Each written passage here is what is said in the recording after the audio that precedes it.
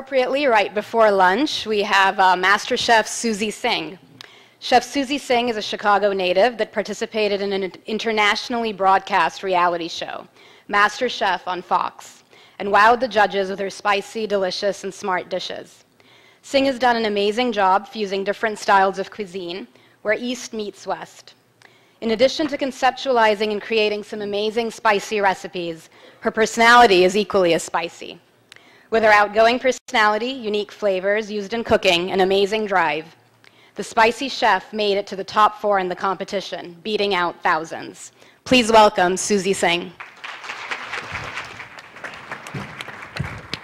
All right, so I'm going to do something really unconventional, and I know the staff's not going to like this because they told me I couldn't, and I'm going to ask you guys to be completely unreasonable with me and do this. So I'm going to basically do like a forum with you guys in the next 15 minutes, and I'm going to hope to energize you, find clarity and enthusiasm in the next 15 minutes. So I'm going to ask everyone to come forward. I need you guys to bring your chairs forward. Don't bring any notebooks, cell phones, iPads, nothing. I just want you guys to come here. Feel free to bring the tables back and just your chairs. Yeah, just your chairs here. Yeah. Cool. Sorry, staff. Awesome. Yeah, just sit. I'm actually going to take my microphone off because I want this to be a conversation. And I want you guys to also come down as well. I want you guys to be part of this. Yeah.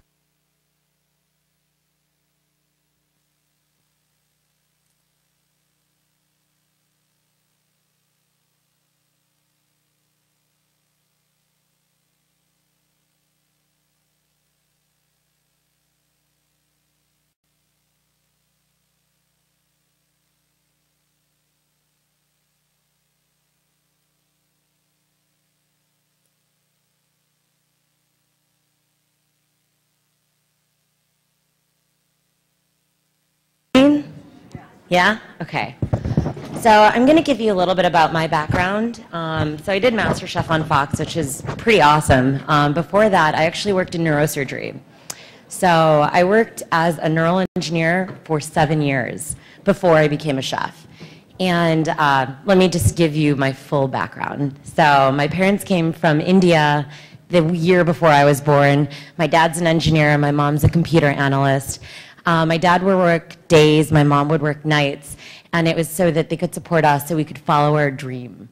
And I always thought my dream was to work in neurosurgery, have a stable lifestyle, do something where like I can succeed and my parents would be proud of me.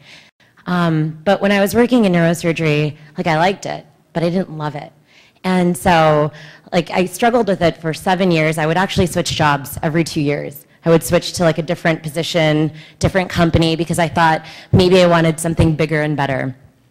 And I remember I was 26 at the time, and I always wanted a guy to like take me to like a cooking class. That's all I wanted, right? And it never happened. So I ended up going to an open house at Le Cordon Bleu. And the first day that I was there and I saw the chef cook, I was like, oh, this is amazing. Maybe I could just treat myself and just learn how to cook at night. So during the days, I would work in the OR from 6 a.m. to about 6:30 p.m. And then at night, I would go to culinary school from 6:30 to about 11. And the first day that I was there, I was so energized by being in the kitchen that I ended up running at midnight. And I kept doing that. I ended up doing marathons afterwards. And this just happened, guys. This was 2010. And so I thought to myself, well, if I'm going to do culinary school and I know that I'm going to love it, I want to do something with this. So I remember it was probably our first week of class, our chef asked us, like, what do you want to do with this? And I said I wanted to be on TV. That's it. Like, I want to be on TV. I don't know how I'm going to do it, but that's what I want to do. And what I want you guys to get out of this is that when I say chair, chair will come out of my mouth. And I want that to happen to you guys today. So when I thought to myself, like, I'm going to be on TV, this is what I'm going to do, I did everything in my power to do that. And everything, it's like the world comes together for you. You know, like when you say it to yourself and you actually believe it, and you have integrity in your word, it'll happen. And the biggest thing that'll stop you from actually doing this is fear. And that fear is yourself. You're so scared that you're so bright, you won't let yourself shine. And that's the worst thing in the world for yourself, right? Because, I mean, you're extraordinary, you're brilliant, you're the sun, you're amazing. Why won't you let yourself shine?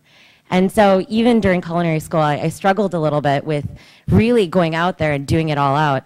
And December of 2010, I ended up running into the executive producers of Masterchef. And they're like, Suzy, like you've got a very interesting personality, you're really quirky, you're confident, but like in a weird way.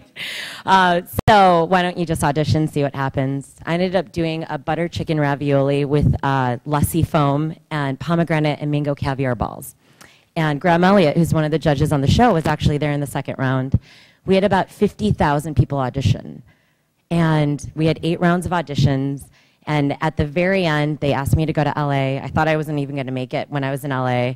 Ended up making it to the top 4. And I remember saying to the judges, I wanted to start the first Indian food truck in Chicago. And I ended up doing that. Ended up like going into movies. I'm working now with WGN. I'm going to be in Sundance. Good Day America next month.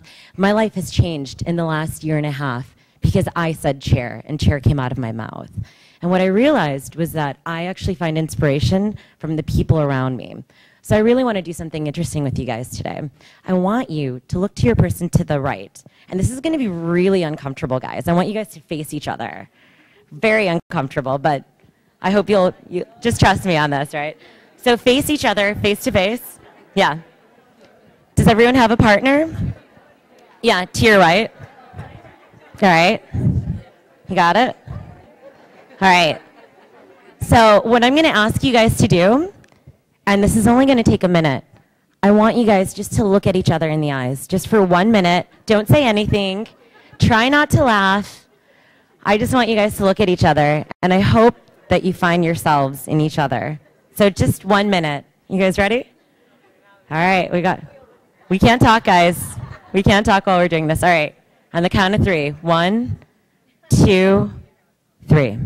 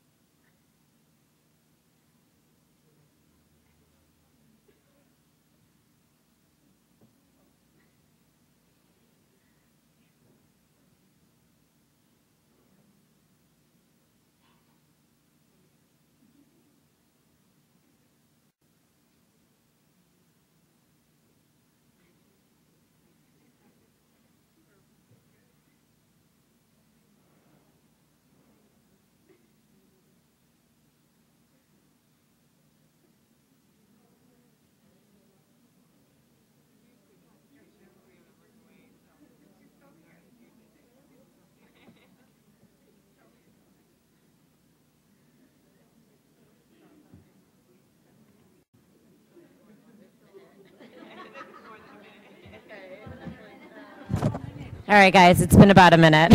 Good job. All right, so what I'm going to do now is I'm just going to pass this mic around, and I want you guys to tell me what you guys experienced while you guys were looking at each other. Well, as women, it's hard not to talk when we're all together. So that was the hardest thing, not to like make a joke or say something. But we did good. We didn't say one word. When you said 1 minute, we just did it, and it was pretty cool, I thought. I have never done that before, so it was a very interesting experience. Thank you. I don't think we did very well with that because we're friends. I think it may have actually been easier with somebody that I don't know. That was very interesting, and I've gotten to know Nazia over the years, and I know her strong qualities, and I think looking into her eyes, I could really kind of relate and be really proud of all her achievements. Well, I just want to say ditto to that. And I was telling Anisha as we were doing that activity, we talked a little bit, that I felt a little bit closer to her in a way that I haven't felt before. So thank you. we definitely did not do that right. We were like, at first, our eyes were like darting around, and then we just started to whisper, and we got to know each other, which I have a theory that that's what you wanted us to do. That's my theory. I'm sticking to it. I had heard of Hind, and I think part of the exercise was also where you happen to sit and who you happen to be next to, and that's just kind of fate to see, who you happen to, get to know or choose what you do. So then it was nice. I got to find out a little bit about her. Total stranger, and it was odd because both of our eyes began to tear up. So I'm not sure what that really was, but it's pretty neat. Absolutely, absolutely. And I think once I stopped smiling and really looking into her eyes, I felt a connection. I don't know if you did or not, but yeah, just the depth of the other person somehow just appeared. Well, again, we just met, and I think initially you were darting around a lot. So I had to kind of say, focus on me through eye language. And then initially, even though it was a little rocky, but towards the end we were fine. We were really locked into the eyes. I want to say something really quickly about this. Everyone's had like a very different experience, while you were doing this. What I want you to do tonight is to do this to yourselves. So look at yourself just for 1 minute in the mirror without looking away, without seeing your flaws, without judging yourself. Just look at yourself in the eyes and realize that that's what's stopping you from doing what you love, from doing what you're passionate about. And I actually did this to myself this morning, and I actually started crying as well because it's a journey. Like once you realize what you're passionate about, it's going to happen for the rest of your life. You're always going to struggle with yourself. It's just a matter of overcoming yourself to realize that you're amazing. Thanks, guys. Are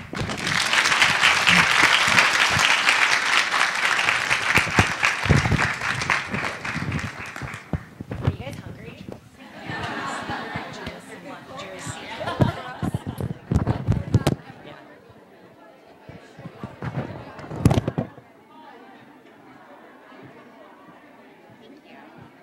Very unconventional. I love that. Whenever I got no. Everyone, before